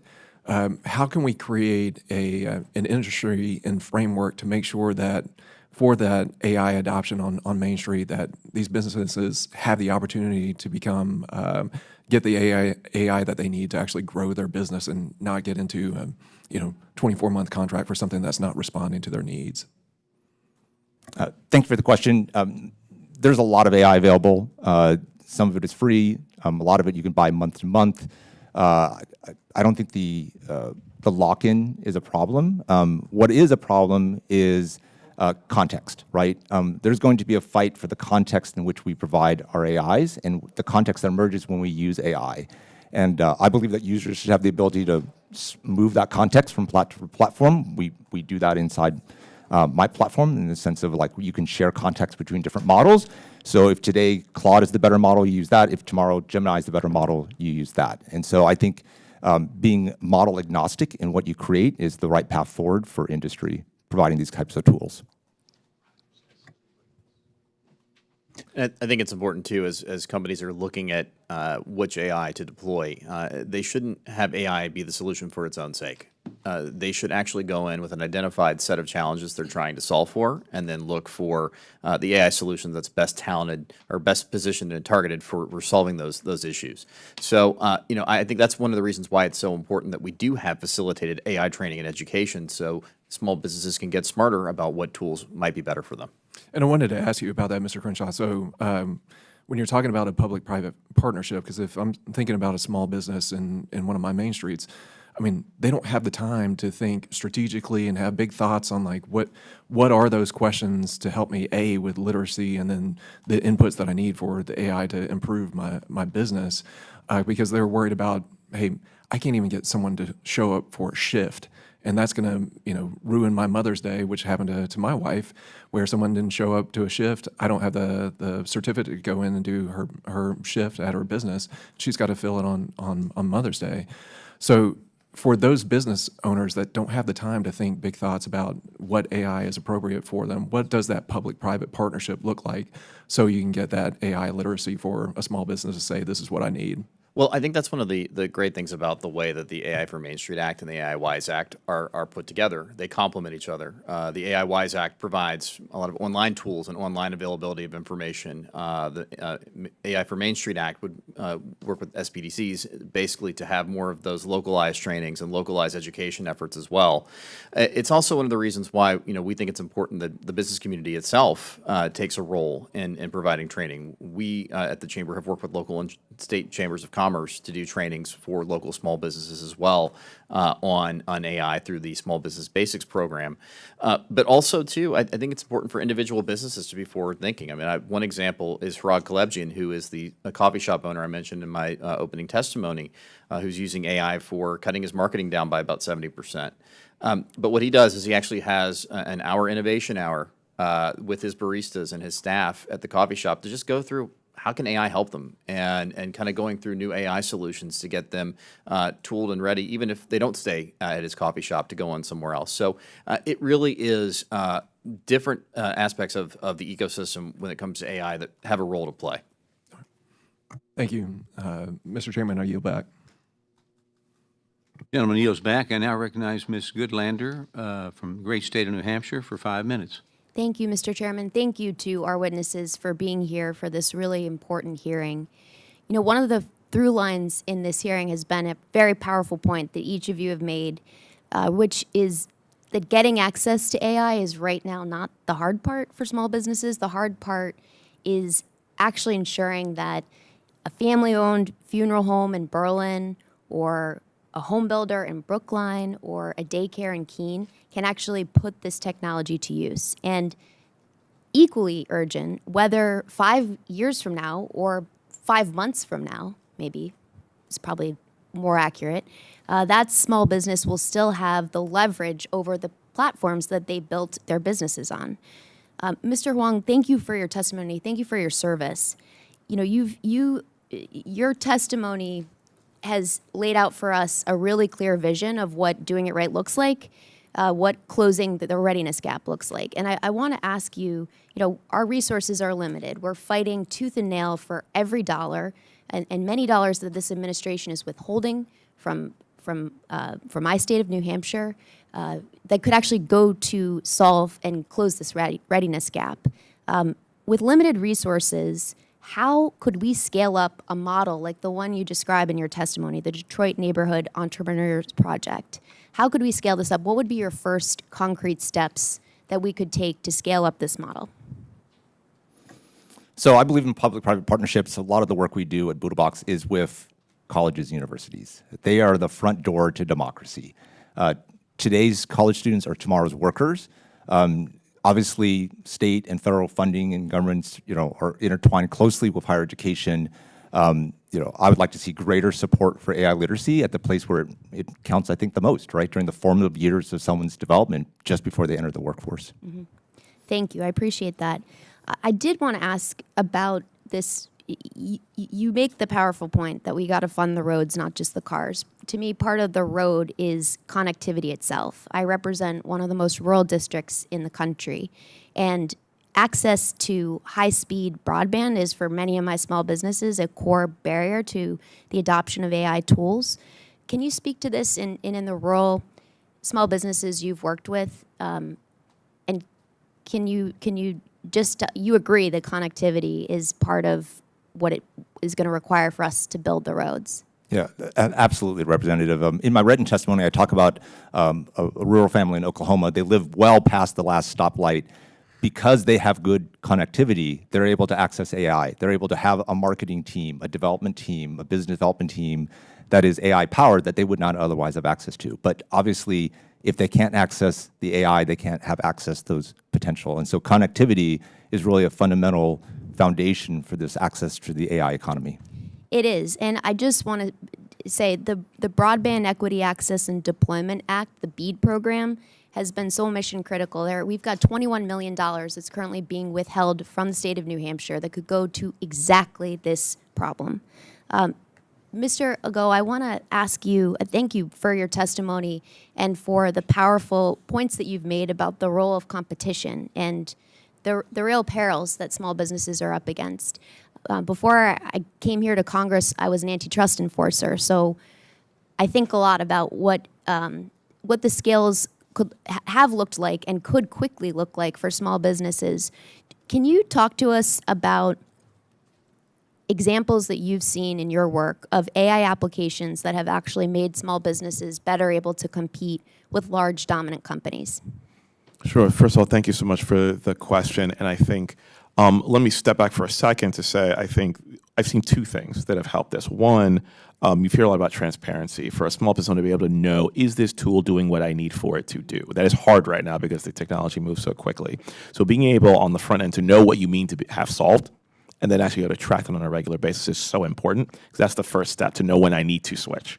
I think secondly, when you talk, to get the answer to your question, where we have seen the biggest advantages in a couple areas. First, qualified lead generation, meaning if I'm a business who sells by getting on the phone and trying to sell my wares, getting a qualified list of who those folks might be versus just picking up the phone book, super helpful using tools like LinkedIn. That's one. Secondly, back office capacity, whether it be accounting, tax, compliance, things like that. Being able to track all that and make sure that I'm proactive versus reactive. I think the last piece, marketing. So many small businesses don't have a website. So many small businesses are not advertising in any way, shape, or form because they can't hire a designer. AI can make those things happen. Thank you. I yield back. Gentlelady yields back. I now recognize Mr. Muser from the great state of Pennsylvania for 5 minutes. Thank you, Chairman. Thank you to our witnesses. Certainly a lot to talk about, and my apologies. We have other committee responsibilities, many of them today. Mr. Crenshaw, I'd like to start with you, please. You know, in business, I used to look at technology in the early 2000s as it's either a weapon that is used against you or a weapon that you use to benefit your company. AI certainly fits into that category and then some. What are the challenges small businesses are facing as far as, you know, of course, there's privacy, there's, you know, cyber ransom challenges. I mean, the onslaught, the competitive nature of AI, whether you're there or not, and the usefulness of it. So maybe just give us a quick 30 seconds on what are you main feedback you're getting from your members? Uncertainty in the regulatory environment is a major barrier. It's the reason why 57% of small businesses in Pennsylvania are worried about a patchwork of regulations that leads to uncertainty. Okay. You know, I think examples of that are we have a good base in about 20 states for data privacy legislation, but we see other states that are operating on the margins and trying to take more extreme approaches to regulation.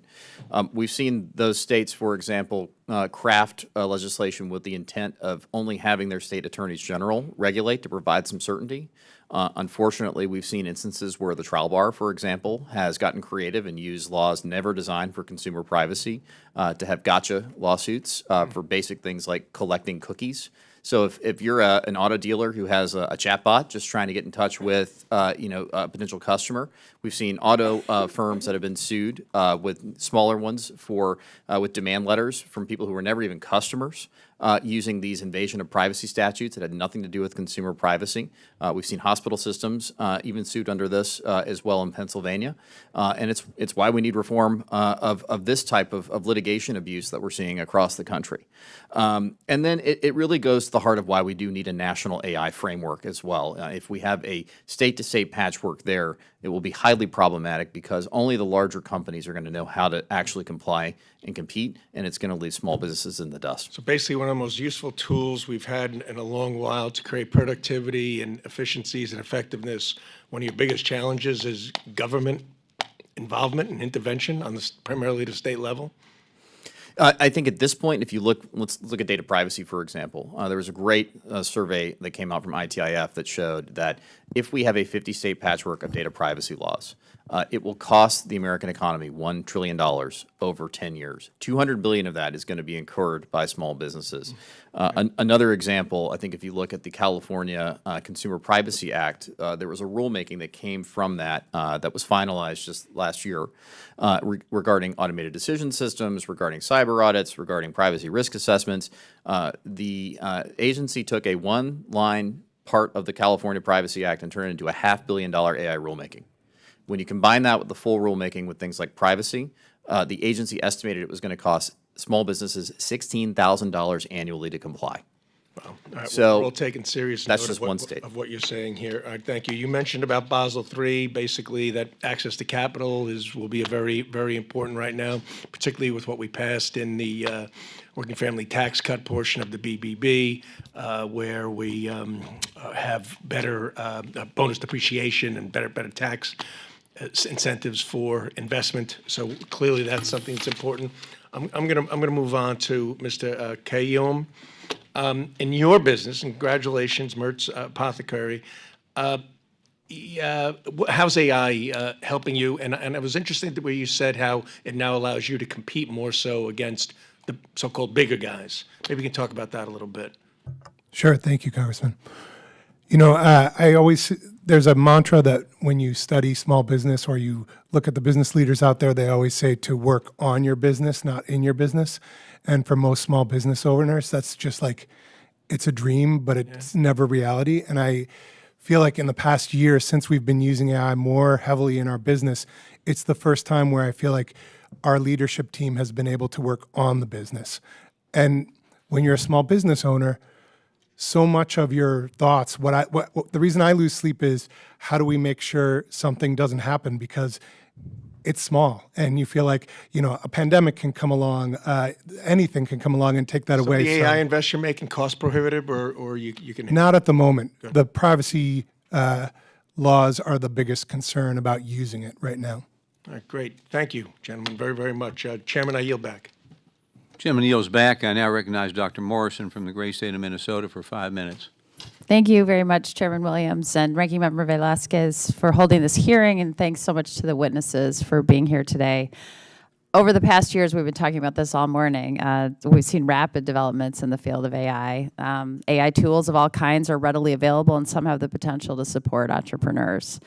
But I do worry that as tech giants race ahead to push out their next AI model, there's insufficient attention on the actual utility of this technology to our small business owners and, frankly, to the American people. Too often, AI development narrowly focuses on finding out what AI is capable of rather than answering the question, how can this technology be used to improve people's lives? Now we find ourselves in a situation where many people are asking, who even wanted this? And will this technology help me, or will it actually hurt me, or maybe even kill me? Mr. Aguh, in your testimony, you highlight that technology moves at the speed of innovation, but adoption moves at the speed of trust, and that trust has not yet been earned. I think this is a really important part of this whole conversation. You go on to highlight that this lack of trust is reflected by the majority of Americans feeling that AI's risks outweigh its benefits and the slow adoption of generative AI by American small businesses. Rep. Tran touched on AI literacy. Mr. Aguh, can you share steps that tech companies could take to build America's trust in AI? First of all, thank you so much for the question. I think this is a really important point.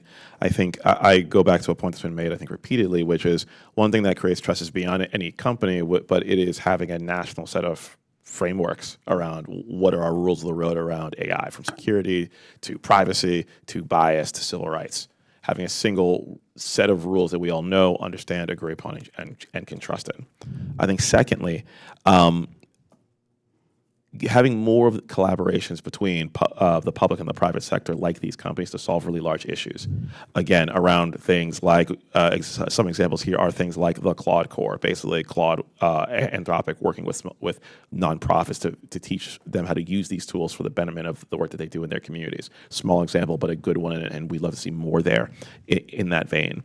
I think lastly, helping small businesses pick the tools that are right for them, even if those tools are not their tools.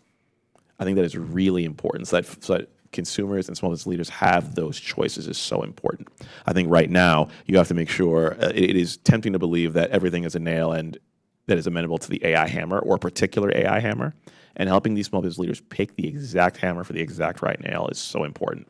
It might be Claude, it might be ChatGPT, it might be a Midjourney, it might be a Notion, but how do we basically figure out what those tools are, and putting that agency in the hands of small business leaders, I think is really key. Last point, small business leaders also reflect the feelings of their workers. So the more that workers become more comfortable, again, are involved in these decisions, figuring out how it can benefit the business, the better off their employers are going to be, and more trusting their employers will be with these companies. Thank you so much. And I am sympathetic to this idea that if we have a patchwork of state regulations across the country, that creates all kinds of complications. Could any of you give 2 specific examples of what a federal framework would look like for regulating AI? One of the notes, I think important to note, 68% of small businesses in Minnesota are worried about a patchwork.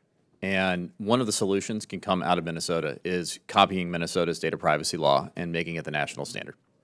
And so that's a Love first that step. answer. Sorry to interrupt. I'd say one piece that is not talked about enough is intellectual property. Meaning, when a lot of intellectual property was created, back when it was, this use was never thought of, never considered. So whether I'm Universal Music Group, who regulates, has 30% of the world's music, or candidly, I am a bluegrass artist from Kentucky, I may never have thought of what happens if my music is used by this. And we need a framework to govern how I say it can be licensed, how I'm compensated, how I want to be compensated, and by whom. Right now, we just don't have a framework for this because back then we didn't think that this would be possible. So that's one example of an issue that's under talked about that is really, really key and a big trust issue. Thank you. I'm running out of time, but one quick last question. Before I ran for Congress, I worked as an OBGYN for many years. So as you might imagine, patient confidentiality is critically important.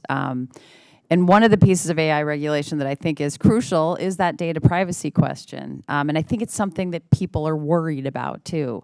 And I know small business owners also have concerns about it. How can we protect patient privacy? Mr. Aguh, do you have any thoughts on it? I know I'm over time, so I'm looking at the chairman to. Sure. I think candidly, we already have a lot of health privacy laws, and I think the question is how do they intersect with this new technology? And so I think that's the question. How do we take existing regulations and expand it to this new technology? And I'll stop there out of respect to the chairman. Thank you, and thank you, Mr. Chair. I yield back. Gentleman yields back. I now recognize Mr. Bresnahan from great state of Pennsylvania for 5 minutes. Thank you, Mr. Chairman, ranking member, and to all the witnesses for being here today. Over the past few years, artificial intelligence has become a part of nearly every corner of our economy, and small businesses have increasingly embraced these tools to help them compete and to grow.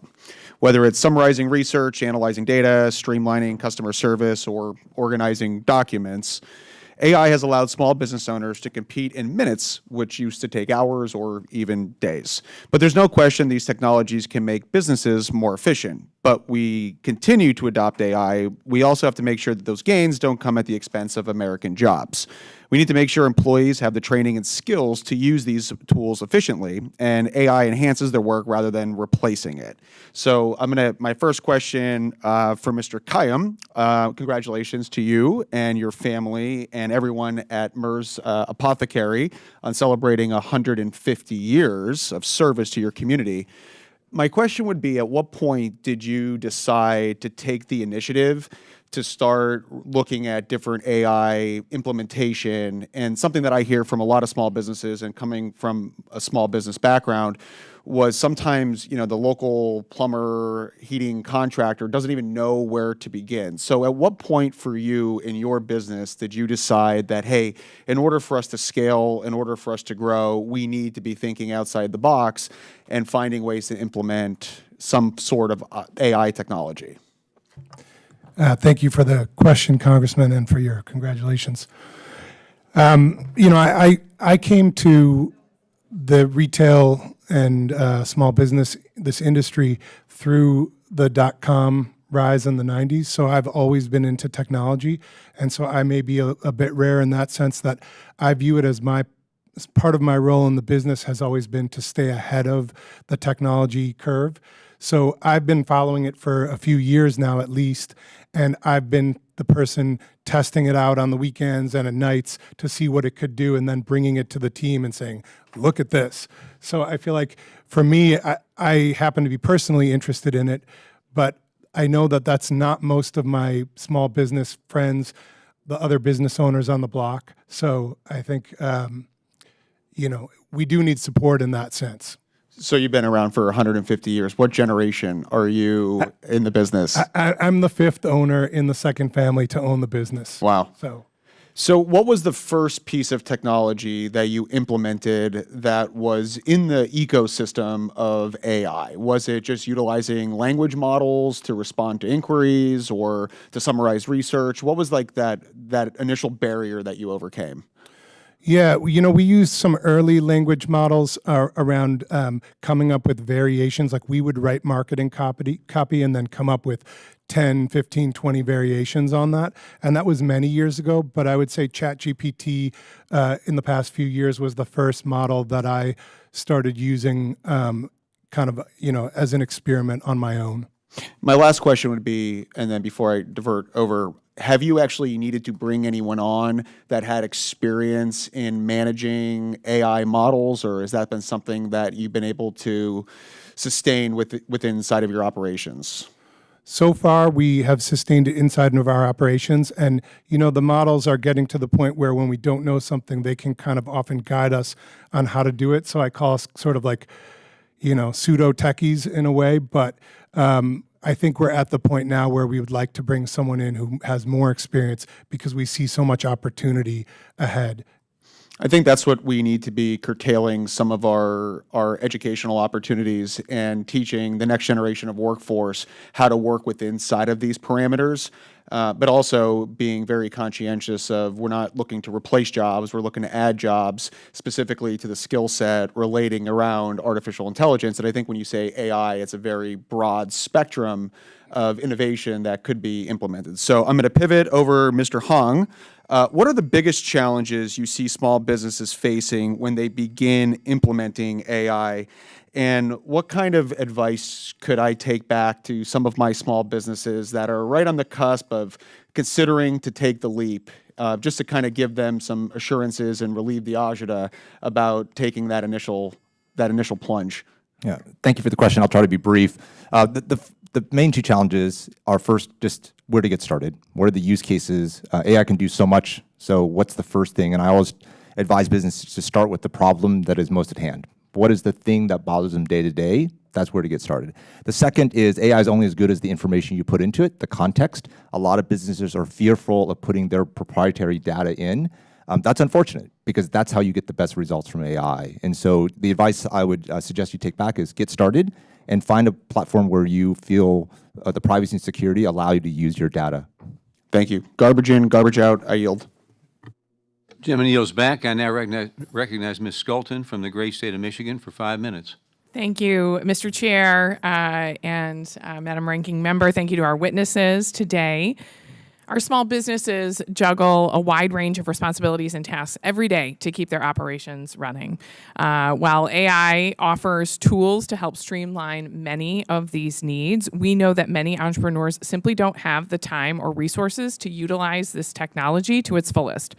That's why I was so proud to introduce my bill, the AI Wise Act, which directs the Small Business Administration to create learning modules for small businesses to help them navigate this emerging technology. I'm pleased that my bill passed the House earlier this year. We're, of course, hoping to have it signed into law.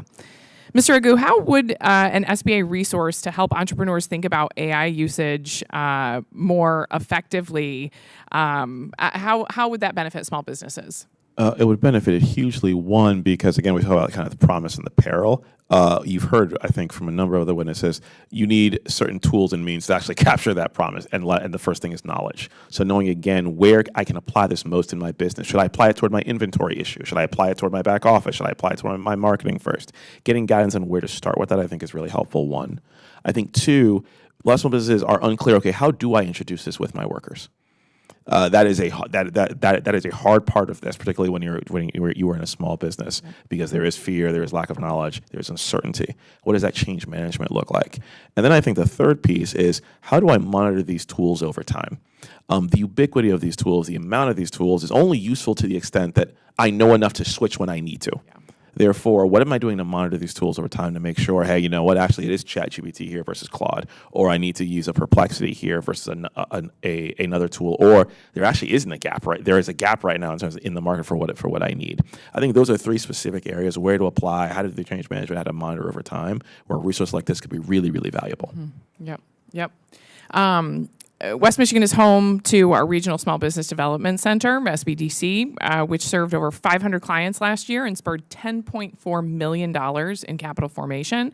These centers are foundational to the success of our local economies, and on a national level, America's SBDCs partnered with Google AIU to facilitate training SBDC staff across the country to assist clients with using AI in their operations. Not sure if you're familiar with that. Yeah. Michigan now has the second highest number of staff trained in AI literacy in the country. We're super proud. Mr. Aguh, again, how important is it that SBDCs receive full federal funding and support these kinds of activities? And I'll actually open it up to the whole panel. I saw some heads nodding. Feel free to weigh in on usage there. I cannot overstate how important the resource, and not just the funds, but also the people. Yeah. Because in the end, what we find is most small business people, they want to talk to people about how to better to use these tools, and that does require resources. Mm-hmm. Additional comments or thoughts on that? I would echo that. I think our team, oftentimes, it's not enough to just keep hearing how good it is or watch this video. I think it's having some structured format and people who demystify it and provide a doorway in. And my experience is that once you give someone that doorway, then they can actually go really far. Mm-hmm. Yep. In my remaining time, I want to talk about a different bill of mine, the SBAI Adoption and Reporting Act.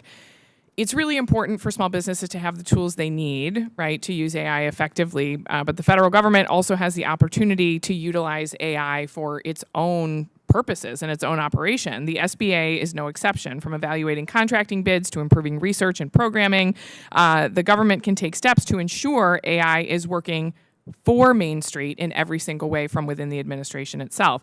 That's why I introduced the SBA AI Adoption and Reporting Act, which would direct the SBA to implement AI use disclosure policies and procedures as required by law and recommended by the Government Accountability Office.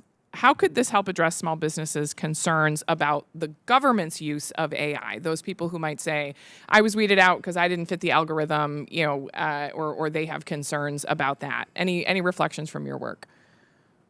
I'll open it up to the panel again. Well, as the beneficiary, our business is the beneficiary of an SBA loan. That almost didn't happen at one point because of some of the challenges with the banks and everything. I would say that my experience would be having transparency and help along the way to make that an easier process would have been a huge help for our business. And thankfully it did work out, but I'd like to see more businesses get that opportunity that we had. Heard. Thank you. Well, thank you again, gentlemen, for coming, for your time, and most importantly, for your incredible work in small businesses across the country. Thank you. Yield back. Gentlelady yields back. Right now recognize Mr. Jack from the great state of Georgia for 5 minutes. Thank you very much, Mr. Chairman, and I'd like to begin my line of question by recognizing someone in the audience with us. Alex Mealer is in the audience with us from Houston, Texas, the great state of Texas, so I'm delighted that she had a chance to get to see how committee processes work. And I would like to start my first line of questioning with Mr. Qaiyum. And, a question I have for you, and it's something that I hear a lot within my district, is there's a natural fear that AI could replace workers, and especially within entry-level roles. And I'm just curious, in your own experience, has AI replaced people, or has it helped you bring more people in? What's your perspective? Thank you, Congressman. In our experience, AI has helped us bring more people in. It's created more opportunity. So I look, AI right now is this new exciting potential big advantage for small business, but ultimately it will be software and it will become a commodity. And I think humans are the durable advantage that you have. So to us, we look at it as a method and a set of tools to help us increase our capacity and then bring more people on. And when we're serving our customers better, and in a specialty business, knowledge, we speak, I think, 10 languages on our staff and have experts across various fields, including pharmacists, makeup artists, certified herbalists, you name it. So that is not going to be replaced. People like to talk to people. So we see it as a creator of opportunity. Thank you very much. Mr. Hoang, same question to you. Yes, if you're a small business of 1 to 5 employees, there's not many people to replace, right? AI actually enables you to grow your business faster and employ more people. I also like to note there's this interesting concept called the Javan's paradox. What it says is if you look a broad enough time horizon and you look across enough industries, technology ends up creating more jobs over time than it replaces. Technology will replace jobs, but as we saw past technological revolutions, right, new jobs emerge. I have an 11, 8, and a 6-year-old. I think I heard the statistic that 66% of the jobs that a 10-year-old's going to have don't even exist yet. Thank you very much. Mr. Crenshaw, I'd like to speak specifically about an initiative, specifically the President Trump's SBA in collaboration with Perplexity AI recently launched, as you may be aware, the Main Street AI Accelerator, which offers computing credits to small businesses that hold SBA-backed loans. Do you believe that a program like that is the right model when approaching the AI gap? And what would make assistance in this capacity most useful to owners who need it most? We think it's incredibly important that there's AI training and AI accelerators. So I think this is an opportunity where small businesses can grow. I think, and I want to really kind of echo what the points of some of the other panelists is that, as we look at AI is doing much like what we saw at the turn of the 20th century, with the turn of the 20th century technology brought about an industrial revolution. Well, now we're seeing technology create an entrepreneurship revolution, where small businesses and small companies can get off the ground and run and grow. And 82% of small businesses in Georgia grew their workforce, the ones who are using artificial intelligence. This is confirmed in many ways, too. We've seen some great studies as well by RAMP, came out recently that showed that the more companies are investing in artificial intelligence, they're growing their headcount at faster rates. And then finally, I think it's really important to note, too, that the Federal Reserve has put out really great data over the last few years. And as you see the number of small business applications over the last few decades, it was pretty stagnant up until about 2020. That number skyrocketed after 2020. And many thought that that was in large part due to COVID and people kind of starting out on their own. But those numbers have continued to go up post introduction of ChatGPT and generative artificial intelligence. And that's been a sustained increase in new business starts. And so when you look at all of that, I think we're optimistic about the impact of AI, but it's important that we also have training and accelerators for small businesses to ensure they reap the full benefits. Wonderful.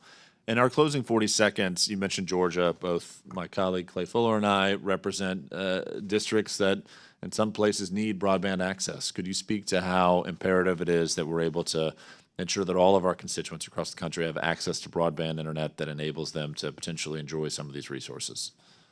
Broadband is essential to operating in the 21st century economy. As a small business cannot compete without access to connectivity and to data. Wonderful. Mr. Chairman, I appreciate you convening this hearing, and I yield back. Gentleman yields back. I now recognize Ranking Member Velasquez from the great state of New York for her 5 minutes. Thank you, Mr. Chairman, and thank you to all the witnesses for being here. And I'm sorry I wasn't when you were making your statements because I was participating in another hearing on financial services. Mr. Aguh, I concur that transparency in AI and information on AI is crucial. And for members of this committee and other committees of jurisdiction regarding AI policy, accurate data is important in order for us to make effective AI policy. Estimates for small business AI adoption rates vary widely. The SBA's Office of Advocacy estimates the rate is 8.8%, but the U.S. Chamber estimates that it is at 58%, a nearly 50-point gap. Why does this difference exist? Probably a long answer, but candidly, it depends on how you define adoption. Is adoption an employee who uses ChatGPT to answer a question once or twice a day, or is it kind of working truly side by side with a number of AI tools to do your work? That's a wide definition. What I would say is when I think about the 200 businesses that we support, or even ask any CEO in the private sector currently, no one will say that AI adoption is where they want it to be. all of them would say that their workforces are not where they want to be to get the full value for their business and for their community. And so the question is, how do we increase that adoption? And I think that goes to the trust questions, that goes to the infrastructure questions, goes to the literacy questions. But I think right now it depends on how you define adoption. But if you were to ask a CEO what do they want from adoption, I want my people using AI to do the things that people shouldn't be doing, and so that they can do the things that only people can do so that our business grows, we make more revenue, and we help our communities and grow jobs. Thank you. And bias and discriminatory decision-making are major AI risks. How can this harm small firms and incur legal and reputational costs? I'll use a very specific example. This actually comes from my time when I was serving federally.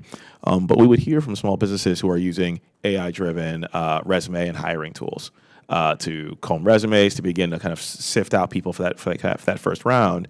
And what they began to find, this particularly became an issue during the pandemic, was at times people who could do the job were unintentionally screened out, which of course for the business created a problem of there's an empty billet of someone who could have done a job, and now that job is not being done. That's one very specific example where not only does that type of bias offend our values, but it also goes against kind of common sense and the interest of the business. So the key is, how do we make sure that we mitigate bias, not just for our values, but for the sake of the business who's actually trying to get the benefit? That it's the right thing to do, but it's also the smart thing to do.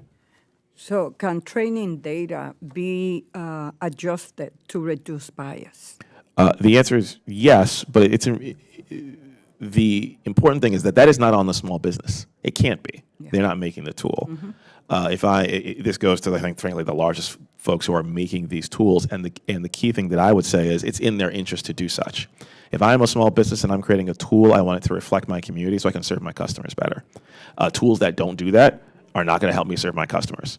So if I'm a provider, an LLM provider, a hyperscaler who's trying to create a tool, you want to help your customers help their customers. And having representative data that actually reflects reality and the outcomes that it produces is best for everyone. Thank you.